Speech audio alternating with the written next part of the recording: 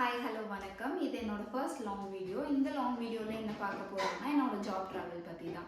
First நான் வந்துட்டு last year படிக்கிறப்பவே வந்துட்டு நான் கேம்பஸில் செலக்ட் ஆகிட்டேன். ஃபர்ஸ்ட் ஆஃபர் வந்து எனக்கு டெலாய்ட் அண்ட் செகண்ட் ஆஃபர் வந்து மைண்ட்ரி. ஸோ ரெண்டுமே பெஸ்ட் கம்பெனி. இந்த ரெண்டு கம்பெனியில் எந்த கம்பெனி போகலாம் அப்படின்னு சொல்லி எல்லாத்துக்கிட்டேயும் ரிவ்யூஸ் கேட்ட அப்புறம் டெலாய்ட் அப்படின்னு சொல்லி நான் ஃபிக்ஸ் பண்ணேன். ஸோ என்னோட ட்ரைனிங் லொக்கேஷன் வந்து பெங்களூர் சொல்லியிருந்தாங்க. அதுக்கு முன்னாடியே பார்த்தீங்கன்னா எனக்கு வந்து மேரேஜ் ஃபிக்ஸ் ஆயிடுச்சு, என்கேஜ்மெண்ட் எல்லாம் முடிஞ்சிருச்சு. ஸோ அதுக்கப்புறம் தான் வந்து நான் ட்ரைனிங்க்கு போனேன். என்னோட ஜாயின் டேட் வந்து Feb 12. போன உடனே லான்ச் பேட் ப்ரோக்ராம் தான் நடந்துச்சு. ஜென்ரலாக வெல்கம் டு டெலாய்ட் அப்படின்னு சொல்லிட்டு சின்ன சின்ன ப்ரோக்ராம்ஸ் தான் நடந்துட்டு இருந்துச்சு. ஸோ திடீர்னு பார்த்தா எனக்கு மேரேஜ் ஃபிக்ஸ் பண்ணிட்டாங்க. இந்த டேட்டு அப்படின்னு சொல்லி மேரேஜ் ஃபிக்ஸ் பண்ணிட்டாங்க. ஸோ வீக்கே வந்துட்டு நான் வர மாதிரி இருந்துச்சு. ஸோ நான் அப்போது எனக்கு வந்து யார்கிட்ட போய் பெர்மிஷன் கேட்கணும் அப்படின்லாம் எனக்கு தெரியல. ஸோ டைரெக்டாக வந்துட்டு நான் லான்ச் பேட் ப்ரோக்ராமுக்கு நான் மெயில் பண்ணிட்டேன். இந்த மாதிரி எனக்கு மேரேஜ் இருக்குது, so I want 5 days leave அப்படின்னு சொல்லிட்டு நான் கேட்டேன். அவங்க வந்துட்டு 11 டாக்குமெண்ட்ஸ் சென்ட் பண்ண சொன்னாங்க. ஸோ என்னோட மேரேஜ் இன்விடேஷன் சென்ட் பண்ணேன். ஸோ அவங்க அப்ரூவும் பண்ணிட்டாங்க. வந்தது இந்த 5 days வந்துட்டு ஃபுல்லாக ரிச்சுவல்ஸாக இருந்துச்சு. முகூர்த்த கால் நிட்டினாங்க, அப்புறம் வந்துட்டு மெஹந்தி, மேக்கப்பு, ஸோ ஃபேஷியல் எல்லாம் போயிட்டு இருந்துச்சு. அப்புறம் வந்துட்டு மேரேஜ் முடிஞ்சு 1 day ரெஸ்ட்டுக்கு அப்புறம் வந்துட்டு ரிசப்ஷன். ஸோ இந்த மாதிரி தான் எனக்கு வந்துட்டு மேரேஜ் போயிட்டு இருந்துச்சு. ஸோ மேரேஜ் முடிஞ்சு ரிசப்ஷன் ஒரு நாள் விட்டு நெக்ஸ்ட் டே ரிசப்ஷன், அதுக்கப்புறம் ஒரு நாள் விட்டு நெக்ஸ்ட் டே வந்துட்டு நான் ஆஃபீஸில் இருக்கேன். ஸோ பெங்களூர் ஆஃபீஸில் இருக்கேன். ஸோ அங்கே போயிட்டு எனக்கு வந்துட்டு சலபுரியா சாஃப்ட் ஜோன் தான் என்னோட லொக்கேஷன் இருந்துச்சு. ஸோ அங்கே போய் தான் வந்து நான் ஒர்க் பண்ணிட்டு இருந்தேன். ஸோ அங்கேயும் ட்ரைனிங் தான் போயிட்டு இருந்துச்சு. என்னோட டொமைன் வந்துட்டு சேல்ஸ்ஃபோர்ஸில் தான் எனக்கு வந்துட்டு ட்ரைனிங் கொடுத்தாங்க. ஸோ 2 எக்ஸாம்ஸ் இருக்கும், 2 ஸ்டேஜ் கேட் எக்ஸாம்ஸ் இருக்கும். 2 ஸ்டேஜ் கேட் எக்ஸாம்ஸும் முடிஞ்சால் தான் நம்ம வந்து உள்ளே போகணும் அப்படிங்கிற மாதிரி இருந்துச்சு. ஃபர்ஸ்ட் ஸ்டேஜ் கேட் எக்ஸாம் வந்து எல்லாருமே வந்து கிளியர் பண்ணிட்டோம். செகண்ட் ஸ்டேஜ் கேட் வந்து யாருனாலையும் கிளியர் பண்ண முடியல. ஸோ அவங்க வந்து இன்னொரு சான்ஸ் கொடுத்தாங்க. அது எப்படின்னா மாக் ப்ராஜெக்ட்ஸ் அசைன் பண்ணாங்க. ஒவ்வொருத்தவங்களுக்கும் வந்துட்டு மாக் ப்ராஜெக்ட்ஸ் அசைன் பண்ணி, இண்டிவிஜுவல் ப்ராஜெக்ட்ஸ் அசைன் பண்ணி இது ப்ரோக்ரஸ் பார்த்தாங்க. ஸோ எல்லோரும் கொஞ்சம் பேர் வந்துட்டு அனுப்பிச்சிட்டாங்க, கொஞ்சம் பேர் வந்து உள்ளே இருந்தாங்க.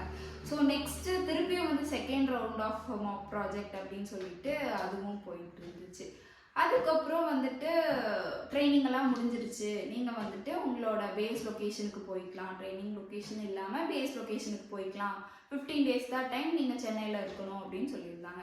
ஸோ நான் என்ன பண்ணுறதுன்னே எனக்கு தெரியல. எங்கள் ஹஸ்பண்ட் வந்துட்டு கோயம்புத்தூரில் ஒர்க் பண்ணுறாரு. ஸோ அவரையும் நான் ஷிஃப்ட் பண்ணி கூட்டிகிட்டு போகணும், நானும் போகணும். அங்கே நான் வந்துட்டு ஹவுஸ் வந்து சர்ச் பண்ணணும், ரெண்டல் ஹவுஸ் வந்து சர்ச் பண்ணணும். சென்னை வந்து நம்மளுக்கு பழக்கப்படாத ஒரு ஏரியா. ஸோ என்ன பண்ணலாம் அப்படிங்கிறப்போ என்னோட ரிலேட்டிவ் ஒருத்தவங்க கிட்ட நான் சொல்லி வீடெல்லாம் பார்க்க சொல்லி என் அண்ணா தான் போய் வீடெல்லாம் பார்த்து வச்சான். ஸோ அங்கே பார்த்தோன்னா அவசரமாக வேணும் அப்படிங்கிறதுக்காக எங்களால் ஃபர்ஸ்ட் ஃப்ளோர் எல்லாம் எதுவும் பார்க்க முடியல, கிரவுண்ட் ஃப்ளோர் தான் பார்த்தாங்க. ஓகே அப்படின்னு சொல்லிட்டு கிரவுண்ட் ஃப்ளோரையே ஓகே பண்ணிட்டோம். சரி இருக்கிற வரைக்கும் இருக்கலாம், அதுக்கப்புறமா வந்துட்டு இங்கே இருந்துடலாம், அதுக்கப்புறம் கொஞ்ச நாள் போக போக நம்ம வேணால் வேறு மாற்றிக்கலாம், வேறு வீடு பார்த்து மாற்றிக்கலாம் அப்படின்னு சொல்லி அந்த ஐடியாவில் தான் நாங்கள் இருந்தோம். இவருக்கு எப்படியோ ட்ரான்ஸ்ஃபர் கொடுத்துட்டாங்க, ஓகே சொல்லி. இவர் வந்து ஒக்கியம் துறைப்பாக்கம்ல ஒர்க் பண்ணிட்டு இருந்தாரு, நான் வந்துட்டு டைடலில் ஒர்க் பண்ணிட்டு இருந்தேன். ஸோ உங்களுக்கே தெரியும் சென்னை எப்படி அப்படின்னு சொல்லிட்டு சரியான வெயில், சரியான டிராஃபிக், அப்பப்போ ரோட் பிளாக் பண்ணிடுவாங்க. எந்த வழியில் போகிறதுன்னு அப்போ ஐடியா இருக்காது. எனக்கு தெரிஞ்ச ஒரே route Guindy to Tidel park, அவ்வளோதான் எனக்கு தெரியும். ரொம்ப ரிஸ்காக தான் இருந்துச்சு. போய் நாங்கள் இருந்தது வந்து ரெண்டல் ஹவுஸ். ஸோ அங்கே வந்துட்டு எந்த திங்ஸுமே இல்லை, ஈவன் ஒரு ஸ்டவ் இல்லை, கேஸ் இல்லை, தண்ணிக்கு வழி இல்லை. ஸோ எதுக்குமே ஒரு இதே நிலையே இல்லாமல் என்ன பண்ணுறது அப்படின்னு தெரியாமல் தான் நாங்கள் போனோம். ஒன்றுமே இல்லை, நாங்கள் 0 போகிறப்போ. ஸோ போயிட்டு தான் க்ளாசரிஸ் வாங்கினோம். ஈவன் ஃபேன், லைட்டு, மக்கு, ப்ரஷ்ஷு, பேஸ்ட்லேருந்து நாங்கள் அங்கே போய் தான் வாங்கினோம். ஸோ அங்கே போயிட்டு எல்லாம் வாங்கி ஒன்றா செட்டில் பண்ணிவிட்டு பார்த்தா எங்களுக்கு வந்து சேலரிக்கு மேலே தான் செலவாக இருக்கும். எப்போவுமே வரவுக்கு மீறி தான் செலவு இருந்துட்டு இருந்துச்சு. ஒரு 6 months நாங்கள் அங்கே இருந்திருப்போம். அந்த 6 monthsல 5 month எங்களுக்கு சேலரிக்கு மேலே தான் செலவு இருந்துச்சு. 6th month தான் தாட்டோட இருந்தோம் இப்படி இருக்கலாம் அப்படின்னு சொல்லிட்டு. சேலரி டே வந்தாவே வந்துட்டு எலக்ட்ரிசிட்டி பில், வாட்டர் டேக்ஸ் அப்படின்னு சொல்லிட்டு, ரெண்ட்டு, ஹவுஸ் ரெண்ட்டு அப்படின்னு சொல்லிட்டு நாங்கள் தனித்தனியாக எடுத்து வச்சிருவோம். எங்களோட சேலரி அப்படியே தனித்தனியாக எடுத்து வச்சிருவோம். அதுக்கப்புறம் வந்துட்டு சென்னையில் இடையில மழை பெய்யும். அந்த சின்ன மழையிலேயே ஒரு 10 மினிட்ஸ் 20 மினிட்ஸ் மழை தான் பெய்யும். அதுக்கே வந்து முட்டி வரைக்கும் தண்ணி வந்துடும். ஸோ எங்களுக்கு வந்து ஒருவேளை நம்ம அங்கேயே இருந்துட்டோம்னா என்ன பண்ணுறது, வேற வீடு கிடைக்கலன்னா என்ன பண்ணுறது அப்படின்னு சொல்லி ஒரு பயத்திலேயே இருந்தோம். வீடு வந்து கிரவுண்ட் ஃப்ளோர் வேற, டக்குன்னு தண்ணி உள்ள வர மாதிரி தான் இருந்துச்சு. ஸோ எப்படியாச்சும் வந்துட்டு வேற வீடு பார்க்கணும் அப்படின்னு சொல்லிட்டு வேற வீடு சர்ச் பண்ணிட்டே தான் இருந்தோம். ஸோ நாங்கள் வந்துட்டு அங்கே போய் அன்னெசரியாக நாங்கள் ஸ்பெண்டே பண்ணல. ஸோ வீக்கெண்ட் ஆனால் மட்டும் நம்ம சென்னை வந்திருக்கோம், ஸோ எங்காச்சும் வெளியே போய் பார்க்கலாம் அப்படின்னு சொல்லிட்டு சாட்டர்டே சண்டே ஆனால் போதும் ஏதோ ஒரு பீச்சு, திருவான்மியூர் பீச் போனோம், மெரினா பீச் போனோம். ஸோ இந்த மாதிரி சின்ன சின்ன பீச் எல்லாம் போய் பார்த்துட்டு ஜாலியாக என்ஜாய் பண்ணிட்டு இருந்தோம். ஸோ அங்கே என்ஜாய்மெண்ட்டும் இருந்துச்சு, சொல்ல போனால் டார்க் சைடும் இருந்துச்சு, பிரைட் சைடும் இருந்துச்சு அப்படின்னு தான் சொல்லணும். டார்க் சைடு அப்படின்னு ஃபஸ்ட்டு சொன்னால் அங்கே வந்துட்டு எல்லாம் புது ஆட்கள். அப்புறம் வந்துட்டு எங்களுக்கு அப்போ தான் நாங்கள் வந்துட்டு எங்களோட லைஃப்பை ஸ்டார்ட் பண்ணுறோம். எங்களுக்கு வந்து எப்படி பேலன்ஸ் பண்ணணும் அப்படின்னு தெரியாது, எதுவுமே தெரியல. குக் பண்ணுறது எனக்கு ஓரளவுக்கு தெரியும், ரொம்பலாம் எக்ஸ்ட்ராடினரியெல்லாம் இல்லை. ஸோ குக் பண்ணுறதுக்கு வந்துட்டு அம்மா இதுக்கப்புறம் என்ன பண்ணணும், அம்மா இதுக்கப்புறம் என்ன பண்ணணும் அப்படின்னு சொல்லிட்டு அம்மா கிட்ட ஒரு ரெசிபி, இவருக்கு ஏதாவது அவங்க அம்மா கிட்ட இருந்து ஏதாவது பிடிச்சதா இருந்துச்சுன்னா அவங்க அம்மாவுக்கு கால் பண்ணி அத்தை இதுக்கப்புறம் என்ன பண்ணணும், இது எப்படி பண்ணணும் அப்படின்னு சொல்லி அந்த மாதிரி தான் வந்துட்டு என்னோட குக்கிங் லைஃப் போயிட்டு இருந்துச்சு. மார்னிங் பார்த்தீங்கன்னா வந்துட்டு 5:30க்கே நான் எந்திரிச்சிடணும், ஏன்னா I am slow in cooking. So எந்திரிச்சிட்டு அரிசி பருப்பு எல்லாம் ஊற வச்சுட்டு so I start my work cook பண்ணுறதுல. அதுக்கப்புறம் வந்துட்டு ஃப்ரெஷ் ஆகிட்டு அப்புறம் ஆஃபீஸ் போகணும். ஆஃபீஸ் போனால் அங்கே வந்து 9 o'clock போயிடணும். ஸோ சீக்கிரமாக வேலையை முடிச்சா தான் நான் ஆதம்பாக்கத்துலேருந்து கிண்டி போக முடியும். So it takes time. So அப்படி தான் நாங்கள் வந்துட்டு ஆஃபீஸ் போனோம். ரொம்ப ரஷ் பண்ணி தான் நாங்கள் ஆஃபீஸ் போவோம். அவருக்கு கேப் ஈஸி, ஜாலி, ஒரு பிரச்சனையும் இல்லை. காலையில் தலை எந்திரிப்பார், பேஸ்ட் ப்ரஷ் அப்படிம்பாரு, எல்லாம் ரெடியாக எடுத்து டேபிள் மேலே வச்சுருக்கணும். ஆஃபீஸ்க்கு எல்லாம் ஷூலேருந்து சாக்ஸு எல்லாம் ரெடி பண்ணி வச்சுருக்கணும். அப்புறம் டிஃபன் பாக்ஸில் வந்து எல்லாம் போட்டு டிஃபன் பாக்ஸ் பேக் பண்ணி வச்சுருக்கணும், அந்த பேக் பேக் பண்ணி வச்சுருக்கணும். அப்புறம் ஆஃபீஸ்க்கு போகிற திங்ஸு, அதாவது லேப்டாப் சார்ஜர், மவுஸு, ஏதாவது நோட்ஸ் எழுதி வச்சுருந்தா அந்த நோட்ஸு எல்லாம் எடுத்து நம்ம ரெடியாக வச்சிடணும். அப்புறம் அவர் போகிறது மட்டும் அவர் டக்குன்னு போயிடுவார். இவர் பாட்டுக்கு கேபில் போயிடுவார். நான் வந்துட்டு பஸ் பிடிச்சி போகணும். 9 AM அப்படின்னு சொல்லிட்டு ஆதம்பாக்கம் டு கிண்டி ஒரு பஸ் இருக்கும், அந்த பஸ்ஸில் நான் ஏறிடுவேன். அதுக்கப்புறம் கிண்டி டு டைட்டில் வந்து 3 அப்படிங்கிற நம்பரில் ஏறி நான் போயிடுவேன். இந்த 2 பஸ்ஸு தவிர எனக்கு எந்த பஸ் நம்பரும் தெரியாது. இன்னொரு பஸ் வந்து S13, அது ஒன்று தெரியும், அதுக்கு மேலே எனக்கு ஒன்றும் தெரியாது. ஸோ சென்னையில் இந்த 3 பஸ் நம்பர் வச்சு தான் நான் போயிட்டு வந்துட்டு இருந்தேன். வீட்டுக்கு வந்துட்டு வேலை முடிஞ்சிச்சா அப்படின்னு கேட்டிங்கன்னா சான்ஸே இல்லை. என்னோடய வேலை வந்து 12 மணி வரைக்கும் இழுக்கும். ஸோ ஒர்க் போயிட்டே தான் இருக்கும். ஒர்க் பாட்டுக்கு ஒரு பக்கம் போகும், வீட்டு வேலை. காலையில் எல்லாம் பண்ணதெல்லாம் அப்படி அப்படியே இருக்கும். ஸோ ஈவினிங் வந்து பாத்திரம் கழுவி வீடு கூட்டி ஸோ நைட்டுக்கு டிஃபன் என்ன பண்ணலாம் அப்படின்னு சொல்லி யோசிச்சு பண்ணி, இந்த காலையில் எழுந்திரிச்சா என்ன செய்யறது, நைட்டு என்ன செய்யறது அப்படிங்கிறது தான் எனக்கு ரொம்ப பிரச்சனையாகவே இருந்துச்சு. மார்னிங் எழுந்திரிச்சு என்ன செய்யலாங்க அப்படின்னு கேட்டால் ஏதாவது பண்ணுமா அப்படின்ட்டுருவாரு. அதே மாதிரி நைட்டு என்னங்க செய்யலாம் அப்படின்னு கேட்டால் என்னடி நொய்யின்னு ஏதாவது பண்ணி தொலை அப்படின்னு சொல்லுவாங்க. இப்படி தான் அவர் பாட்டுக்கு ஈஸியாக சொல்லிடுவார். நான் செலக்ட் பண்ணுறதுக்குள்ளே என்ன பண்ணுறதுனே தெரியாது. அங்கே பார்த்தா சின்ன ஐட்டம் கூட ரேட்டு ஃபுல்லாக இருக்குது. எனக்கு என்ன பண்ணுறது, அதான் சமாளிக்கவே முடியாது. ஒரு மாதம் முழுக்க இந்த சாமானம் மட்டும்தான் நான் வாங்கி தருவேன், இதை வச்சே நீ வந்துட்டு மந்த்து ஓட்டிடணும் அப்படின்னு சொல்லுவாங்க. ஆனால் என்னால் முடியவே முடியாது. வீக்லி ஒன்ஸ் கடைக்கு போய் தான் ஆகணும், போய் தான் தீருவோம். போயிட்டு அங்கே ஒரு அண்ணா நல்லா தெரியும், அதனால நாங்கள் 2 பேரும் போனால் ஏதாவது சலுகை பண்ணி கொடுப்பாங்க. ஸோ கொஞ்சம் கஷ்டமாக தான் இருந்துச்சு. ஊருக்கு வந்துடுவோம். என்ன பண்ணுவோம், எங்களுக்கு வந்துட்டு ஊருக்கு வரணும் அப்படின்னு சொல்லி ஒரு ஆசை இருக்கும். வரணும் அப்படின்னா ஐயோ காசு போயிடுமே, இந்த காசு இருந்துச்சுன்னா வேறு ஏதாவது திங்ஸ் வாங்கி போட்டுடலாமே அப்படின்னு சொல்லிட்டு ஒரு தாட் போயிட்டே இருக்கும். சரி அப்படின்னு சொல்லிட்டு ரெட் பஸ்ஸு அதை எடுத்து பார்ப்போம். பார்த்துட்டு சரி எந்த பஸ்ஸு வந்துட்டு சென்னை டு கோயம்புத்தூர் எந்த பஸ்ஸு வந்துட்டு ரேட்டு கம்மியாக இருக்குது, நான் ஏசியாக இருந்தாலும் பரவாயில்ல போயிடலாம் அப்படின்னு சொல்லிட்டு தான் நாங்கள் பார்ப்போம். மேக்ஸிமம் வந்து நாங்கள் நைட் ட்ராவல் தான் சூஸ் பண்ணுவோம். பிகாஸ் நான் ஏசியாக இருந்தாலும் ஏசி பஸ்ஸாக கன்வெர்ட் ஆகிடும்ல. ஸோ அப்புறம் நாங்கள் அப்படி தான் பார்ப்போம். ஸோ ஏதாவது ரேட்டு கம்மியாக இருக்கிற பஸ்ஸில் தான் போவோம். நாங்கள் வந்துட்டு ரொம்ப சிக்கனமாக தான் இருந்தோம் சென்னையில் இருக்கிறப்போ. அப்போ வந்து எங்கள் வீட்டில் நான் எங்கள் வீட்லேயும் அவர் வீட்லேயும் இருக்கிறப்போ செம்ம ஆடம்பரம் சொல்லவே தேவையில்லை. எனக்கெல்லாம் இல்லை எண்ணெய் எவ்வளோ ஊற்றணும்லாம் தெரியாது, லிட்டர் கணக்கில் ஊற்றிடுவேன். இப்போ சென்னை போன பிறகு தான் காசோட அருமை என்னன்னு தெரிஞ்சிச்சு.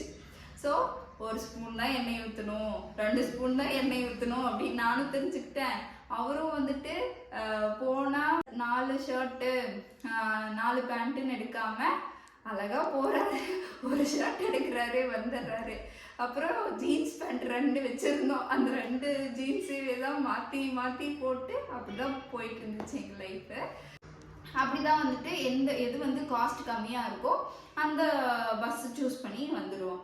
வரதெல்லாம் ஜாலியாக வந்துடுவோம். அப்போ திரும்பி போகிறப்போ தான் ரொம்ப கஷ்டமாக இருக்கும். ஐயோ பேசாமல் இங்கே இருந்துடலாமா, 2 நாள் இருக்கலான்ட்டு தான் வருவோம். ஆனால் ஒரு வாரம் டயராக போட்டுருவோம். ஜாலியாக இருந்துட்டு நல்லா சாப்பாடு. இவருக்கு அங்கிருந்து சாப்பிட்டு எல்லாம் வந்துட்டு நாக்கு செத்து போச்சான். ஒரு வாரம் வந்துட்டாருன்னா அட்டோ அம்மா சூப்பருமா, அம்மா நல்லா இருக்குமா அப்படின்றவாரு. எனக்கா யோ உனக்காக 5:30 மணிக்கு எந்திரிச்சு உனக்கு பண்ணுறேன், ஆனால் இங்கே வந்துட்டு அம்மா நல்லா இருக்குமா அங்கே சாப்பிட்டதெல்லாம் சாப்பாடாமா அப்படிங்கிற மாதிரி நீங்கள் சொல்கிறீங்க அப்படிங்கிற மாதிரி இருக்கும். அதுக்கப்புறம் எனக்குமே வந்துட்டு ஊருக்கு வந்துட்டா திரும்பி போகிறக்கு எனக்கு மனசே இருக்காது. ஐயோ போகணுமா, திரும்ப போகணுமா, ஆஃபீஸ் போகணுமா, இங்கேயே நான் வேலை செஞ்சுட்டு தான் இருப்பேன். பட் ஸ்டில் சென்னை போகணுமா, சென்னை போனால் திரும்ப ஆஃபீஸ் போகணுமே, ஐயோ எல்லா வேலையும் நானே தான் செய்யணுமே, பாத்திரம் கழுவணுமே, வீடு கூட்டணுமே, துணி துவைக்கணுமே, வேலைக்கும் நானே போகணுமே. இங்கே இருந்தால் எந்த வேலையும் இல்லை, நான் வேலை மட்டும் பார்த்தா போதும், ஆஃபீஸ் ஒர்க் மட்டும் பார்த்தா போதும். அத்தையே வந்துட்டு வீடு கூட்டுறது, கழுவுறது, சாப்பாடு செய்கிறது, துணிமணியெல்லாம் துவைக்கிறது எல்லாமே அவங்களே பார்த்துக்குவாங்க. எனக்கு எந்த வேலையும் இருக்காது, எனக்கு ரிஸ்கே இருக்காது, இங்கே தான் ஜாலியாக இருக்கும். ஸோ அதனால எனக்கு மனசே வராது திரும்பி சென்னை போகிறதுக்கு. ஸோ ஒரு வழியாக அனுப்பிச்சிடுறாங்க, போயிட்டாங்க. 2 பேரும் சென்னை போவோம். சென்னை போயிட்டு ஒரு 2-3 டேஸ் வந்துட்டு வீட்டு ஞாபகமாகவே இருக்கும், கஷ்டமாகவே இருக்கும். என்னடா இது நம்ம இங்கே வந்துட்டோம், என்ன பண்ணுறதுன்னே தெரியலையே, எப்படியாச்சும் சக்ஸஸ் ஆகவே ஆகணும் அப்படின்னு சொல்லிட்டு தான் இப்படி தான் எங்களை நாங்கள் செல்ஃப் மோட்டிவேட் பண்ணிகிட்டே இருப்போம். என் ஹஸ்பண்ட் வந்துட்டு ஒரு ஆஸ்பிரண்ட், ஒர்க்கிங் ஆஸ்பிரண்ட். ஸோ அவர் வந்துட்டு வேலையும் செய்வார், டிஎன்பிஎஸ்சிக்கு சைட் பை சைட் படிச்சுட்டும் இருப்பார். எனக்கு அவரோடது பார்த்தா எனக்கு ரொம்ப கஷ்டமாக இருக்கும். ஸோ அவருக்கு பிடிச்ச மாதிரி செஞ்சு தருது. காலையில் வந்துட்டு ஒரு 4 o'clock எதுவுமா எழுந்திரிச்சிடுவார்.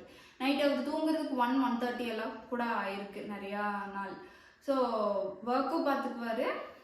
11 to 9:30 இல்லை 11 to 10 வந்துட்டு அவருக்கு ஒர்க் இருக்கும். மிச்ச டைம் எல்லாம் அவர் படிச்சுட்டே தான் இருப்பார். ஸோ அந்த டைம்லலாம் வந்துட்டு நான் வந்துட்டு காஃபி, அப்புறம் வந்துட்டு முளைக்கட்டின பயிறு அதெல்லாம் வந்து தாளித்து நான் தருவேன்.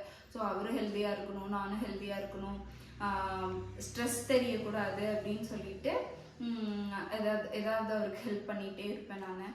அதுக்கப்புறம் வந்துட்டு அங்கே வந்து சண்டை அப்படின்னு பார்த்தா எங்களுக்குள்ள ஜாஸ்தி தான் இருந்துச்சு. அந்த சண்டை வந்துட்டு எங்களுக்கு வந்து அண்டர்ஸ்டாண்டிங் கொண்டு வந்துச்சு. அப்போ தான் நாங்கள் வந்துட்டு கல்யாணமான புதுசு.